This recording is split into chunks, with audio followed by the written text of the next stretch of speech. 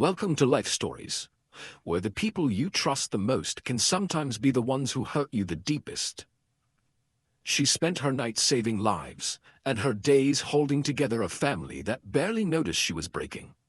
But one cold morning, everything shattered, revealing a secret so devastating, it would unravel the only life she'd ever known. What if the mother who raised you chose silence over your survival? What if your whole identity was built on a lie? This is not just a story about betrayal. It's about waking up, literally and figuratively, and finding out who really stands by you when you can't stand at all. Stay with us, because what begins as a tragic accident will lead to a truth far more dangerous and powerful than anyone could have imagined. Let's begin. The autumn winds sliced through Brooklyn like a quiet warning. Leaves skittered along the cracked sidewalks outside Mercy General Hospital, where the sky turned amber before surrendering to dusk. Inside, Claire Reynolds peeled off her scrubs after a 12-hour night shift that had blurred into the ones before it. Her hands ached from inserting IVs, her eyes stung from too little sleep and too much fluorescent light. Another brutal shift, Claire. Sarah, a senior nurse with a maternal edge, leaned against the locker beside hers. Claire offered a tired smile. Just another night in paradise. Got anything planned for the weekend? Please tell me you're not spending it folding socks again. Claire laughed, soft and distant. My mom and Brooke are heading to Manhattan tomorrow. Designer sales. I've got a date with laundry, dishes, and grocery runs. Sarah frowned. Claire, you ever think about taking a weekend for yourself? Like actually for yourself? Claire shrugged. Someone's got to keep the house standing. She didn't say what Sarah already knew. In the Reynolds household, Claire was the foundation no one noticed, until it cracked. When she stepped outside, the cold hit her like a wave, waking her up more than any coffee could. Her apartment was a 10-minute walk from the hospital, modest and obsessively tidy, everything in its place. Her father's postcards covered the refrigerator door like a collage of a life always lived elsewhere. Milan, Tokyo, Dubai. Daniel Reynolds, global strategist for a multinational firm, had left behind a trail of cities and conference rooms, and for Claire a kind of silent loyalty. He was the only one who hadn't laughed when she said she wanted to be a nurse.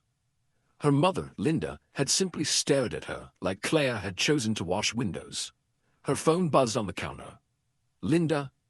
Hey Mom, Claire answered. Hi honey, just reminding you about the dinner tomorrow. Remember? Brooke's bringing her friend from the agency. I remember. 6 o'clock is the menu set.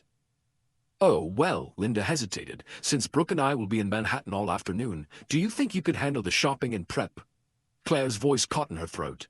Sure, I took the day off, so it's fine. You're such a gem, Claire. Honestly, so dependable, and since you're independent and all, I knew you'd manage. When the call ended, Claire sat in silence, the apartment feeling colder than outside. She reached for the fridge and ran her fingers across a postcard from Milan. Miss you, sweetheart. Proud of you always. Love, Dad. The phone rang again, FaceTime this time. Daniel. His image flickered onto the screen. Hotel lighting, sharp suit slightly loosened, exhaustion just below the surface. Hey, Pumpkin. Hi, Dad. Where are you now? Milan, heading to Singapore tomorrow. New project. Could be there for a couple of months. Claire's stomach dropped. Months? Yeah, sorry about your birthday. I'll call though, you know I will.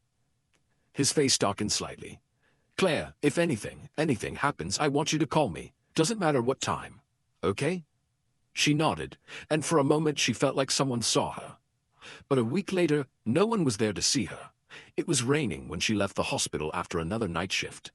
The kind of November rain that soaked through shoes and turned the city into a smear of headlights and puddles. She was halfway across the intersection when she saw the truck. It didn't slow. The last thing she remembered was the color red. Light, blood, break. The emergency team at Mercy General worked frantically to save her. A nurse recognized her almost immediately.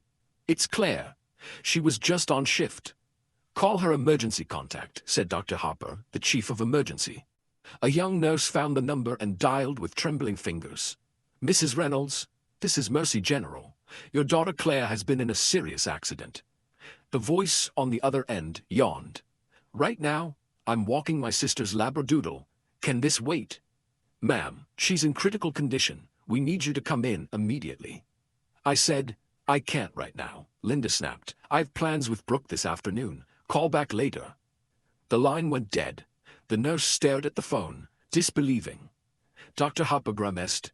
We'll try again later. For now, save the girl. 6 hours. Broken ribs, internal bleeding, brain swelling. They fought to pull Claire back from the edge. Machines beeped. Nurses rotated shifts by her bedside. Sarah held her hand and whispered, come back to us. Linda and Brooke showed up on day 2, bags from Soho boutiques in hand, more annoyed by the hospital's visiting limits than concerned by the tubes and bruises. I can't believe it's just 15 minutes, Brooke scoffed. We came all the way from Manhattan.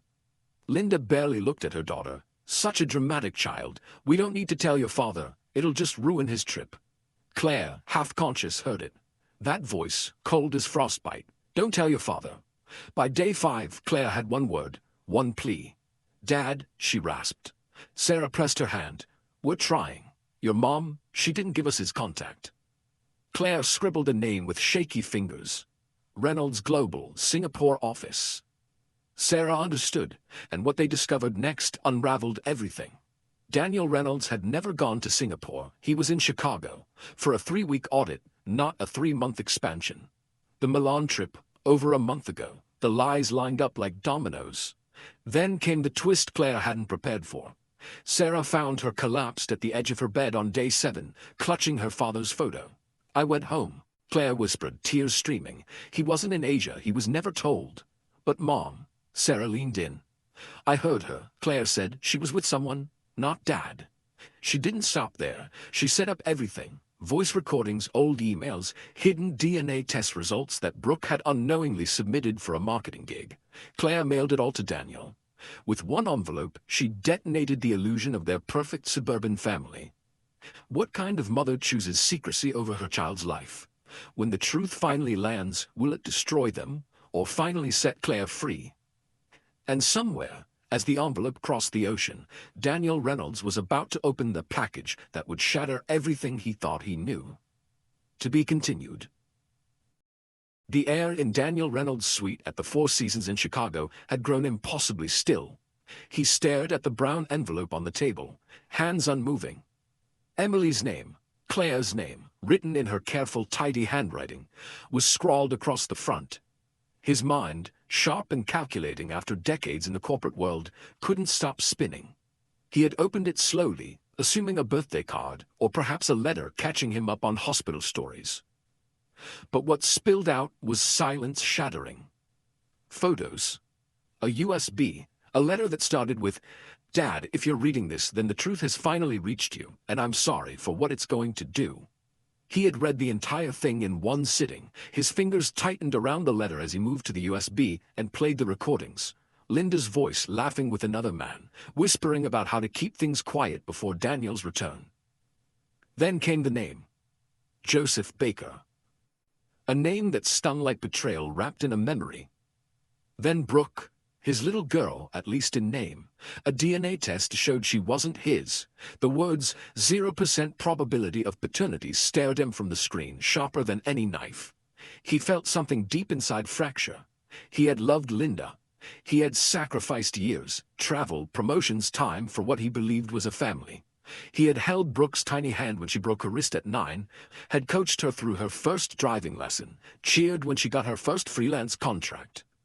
But it was Claire, always Claire, who called him Dad like it meant something unshakable, who brought him tea when he had migraines, who wrote him real letters when he traveled, filled with tiny updates and subtle jokes only he would get. And she had nearly died without him knowing. Because Linda had chosen silence.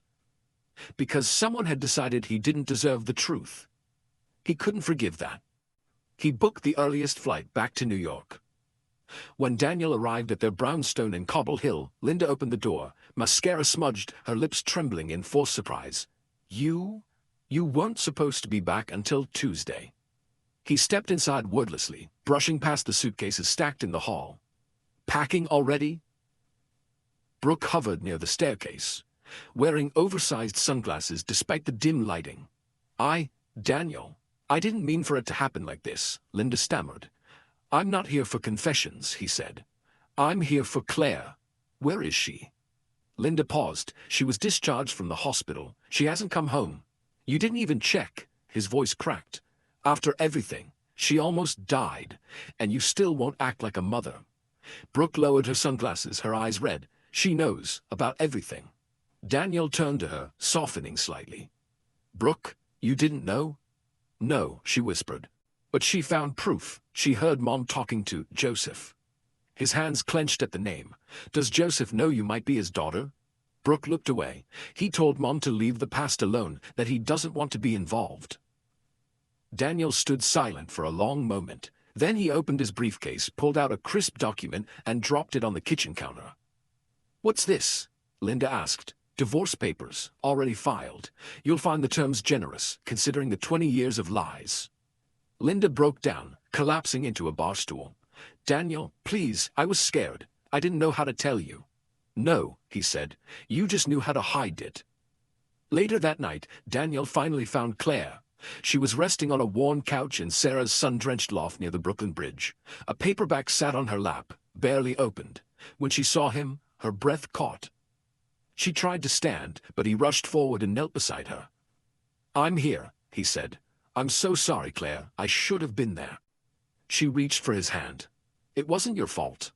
I read the letter, he said. Everything. About Linda. About Brooke. About Joseph. Claire closed her eyes. I didn't know how else to tell you. I didn't want you to find out like that, but I couldn't let it stay buried. He looked around at Sarah's tiny but welcoming space. Photos of nurses and celebrations lined the shelf. A teapot whistled from the kitchen. You were never alone, he said quietly. Claire nodded, not when it mattered. They sat in silence for a long time, a silence full of broken pieces and the slow work of piecing them back together. But even now, a part of Claire wasn't at peace. That night, while Daniel unpacked a few things in Sarah's spare room, Claire retrieved a sealed manila envelope from her tote bag. Inside were copies of emails, ones she hadn't shown Daniel. They weren't just between Linda and Joseph. Some were from Joseph to someone else. A woman in Connecticut. The messages hinted at something deeper, something criminal. Claire's hands trembled as she scanned the lines. She'll never know. Linda's husband thinks Brooke's his, and that's the only thing keeping him quiet. What had Joseph meant by keeping him quiet? Was there more? Had this betrayal been darker than she'd imagined? She heard footsteps behind her and quickly slipped the envelope under the cushion. She wasn't ready to tell Daniel yet. What if the truth she uncovered next was more dangerous than anything that had already come to light? Could Claire face it alone?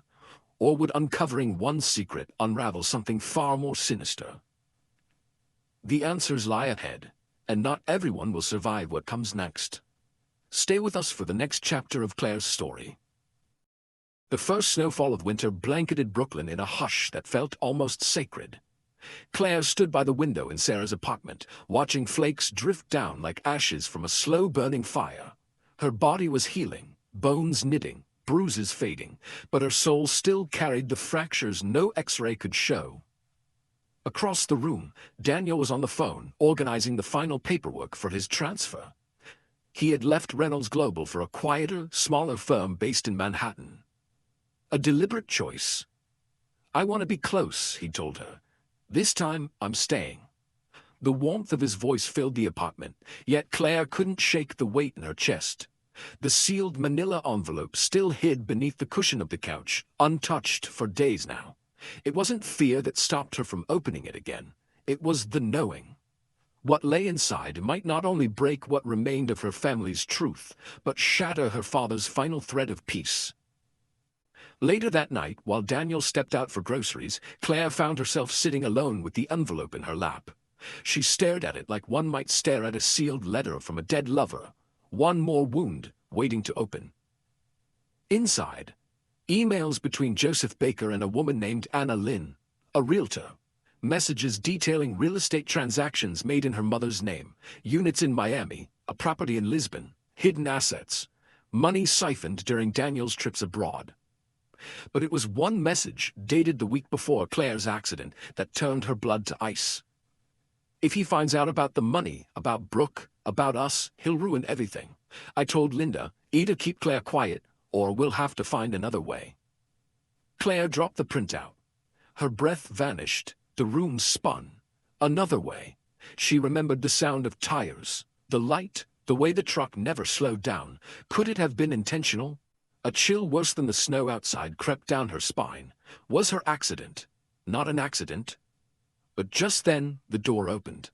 Daniel stepped in, shaking snow from his coat. He held takeout bags and wore the same tender look that always made Claire feel safe. She quickly shoved the papers back into the envelope and hid them beneath the cushion. You okay?" he asked. Claire nodded too fast. "Yeah, just tired."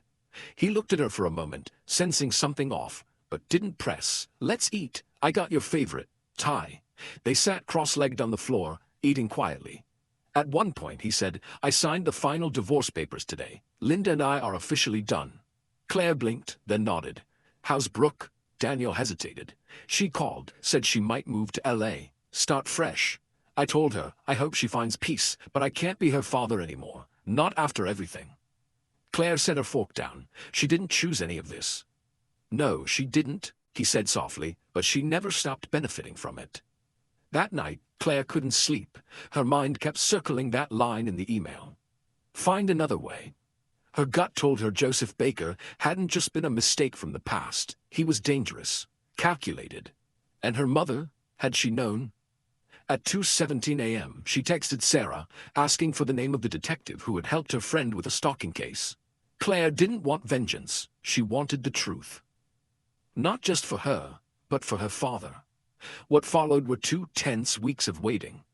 The private investigator Claire hired was swift and precise. Records, surveillance footage, and witness reports were pulled. What emerged was damning. Joseph Baker had flown into New York the day before Claire's accident, despite claiming he was in Miami. His rental car matched the make and color of the truck that hit her. The registered driver, an employee of a shell company connected to Joseph. There was no concrete proof, not enough to prosecute, but enough to make one thing clear. Someone had tried to silence her, and her mother might have known. Might have let it happen. Claire showed the findings to Daniel one morning over coffee. He didn't speak for a full minute. Then, "We're going to the police." She touched his hand. "It won't change anything, but it changes me. I need you to know. You deserve to know." Daniel looked at her, tears lining his eyes. "All these years, I thought I was building a life. But I wasn't. I was maintaining a lie. You were the only real thing in it." Claire reached over and hugged him. The kind of hug that says, "We're still here." In the months that followed, they moved into a new apartment near Prospect Park. Simple, sunlit, full of books and warmth. Sarah visited often. So did a handful of nurses who had become more than colleagues, family, in the purest sense of the word. Linda sold the house and vanished from New York society. Rumors said she lived alone near Lisbon, her name no longer whispered in charity galas or private clubs. Brooke moved to LA. She and Claire exchanged 2 emails. Short, brittle, polite. And Joseph? He disappeared, gone like a shadow under a closing door. But Claire no longer feared him. She had already survived the worst thing he could do. On Christmas Eve, Claire and Daniel hosted a small dinner. Candles flickered, laughter filled the room, and for once, no one expected Claire to clean up after them. Her friends toasted to second chances, to truth, to found family. After midnight, Claire stepped out onto the balcony. The city stretched beneath her, bright, messy, alive. She closed her eyes and whispered, "Thank you." Not to anyone in particular, but maybe to the version of herself who had fought to survive, to speak, to be seen. Daniel joined her, wrapping a scarf around her shoulders. "You ever think about the girl who stood in the street that morning?" he asked. Claire smiled. "I don't think she was meant to die. I think she was meant to wake up." And this time, she had. What part of Claire's journey stayed with you the most? Comment 100 if this story moved you. Let us know where you're watching from. Share the story with someone who believes in the power of truth, and thank you for being here with Life Stories.